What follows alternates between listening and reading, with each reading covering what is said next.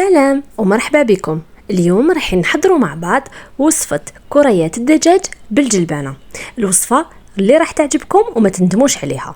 نبداو مع بعض بطريقة التحضير. أنا عندي هنايا كمية من صدر الدجاج المرحي هكذا، كمية على حساب الأفراد العائلة تاعكم. عندي هنا نص بصلة مفرومة هكا، نزيد معاها ملعقة كبيرة نتاع الفرينة ولا تقدري ديري لا شابلور، ونزيد في ليزيبيس عندي توم مرحي، عندي راس الحانوت، وعندي الملح، وتقدري تضيفي فلفل اسود. عندي بيضة كاملة. نخلط مليح هاد المكونات مع الدجاج تاعنا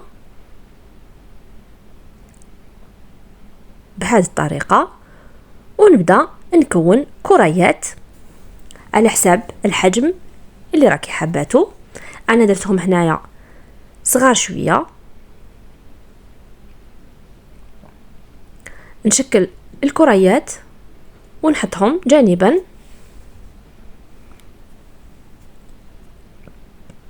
نكمل كامل الكمية اللي عندي بنفس الطريقة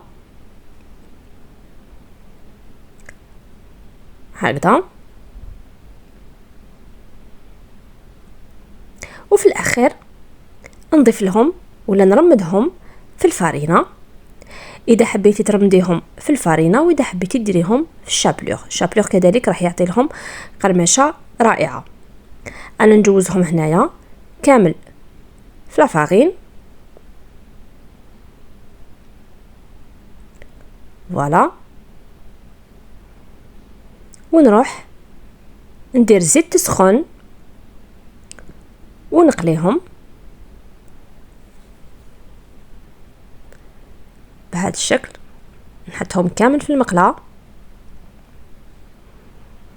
الزيت تكون سخونة ونبدا نقلي. انا هنايا بعد ما طابولي كما راكم تشوفوا، انا نحبهم حميمرين هكذا، حمرتهم في نفس الزيت اللي قلينا فيها كريات الدجاج. رايحه نوجد بها لاصوص تاعي. انا حطيت هنا نص بصله مقطعه ولا مفرومه كما تحبي. بمجرد ما داب لي هذاك البصل حطيت له حبه طوماطيش مسكرفجه. نقلي البصل والطوماطيش مليح، من بعد نضيف ملعقه صغيره تاع طماطم مصبره، نزيد معاها نص ملعقه راس الحانوت، التوابل كما تبغيو. نقلي مليح هذه الطماطم المصبره باش تعطيني بنه.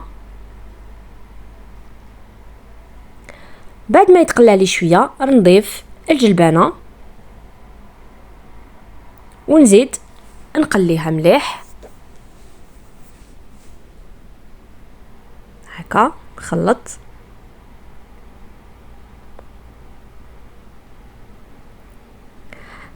انا هنا كنت نسيت الملح، حطيت الماء وبديت نمرق قيس ما طيب لي هذيك الجلبانه برك بهذا الشكل. وانا هنا ضفت الملح في الاخير لاني كنت نسيته. نغطي عليه ونخليها تطيب. بعد ما طابت لي وشربت لي شويه هذاك الماء، رايحه نضيف لها كريات الدجاج اللي كنت قليتهم، نحطهم كامل ونزيد نخليها تطيب معاه شويه. انا هنا الطبق تاعي راه واجد في صحن التقديم. شوفوا ما شاء الله لاصوص هذيك تخرج عاقده. ان شاء الله تعجبكم الوصفه وتجربوها. ما تنسونيش بتعليقاتكم، لايكاتكم، الشير والمشاركه مع الاصدقاء، والى اللقاء.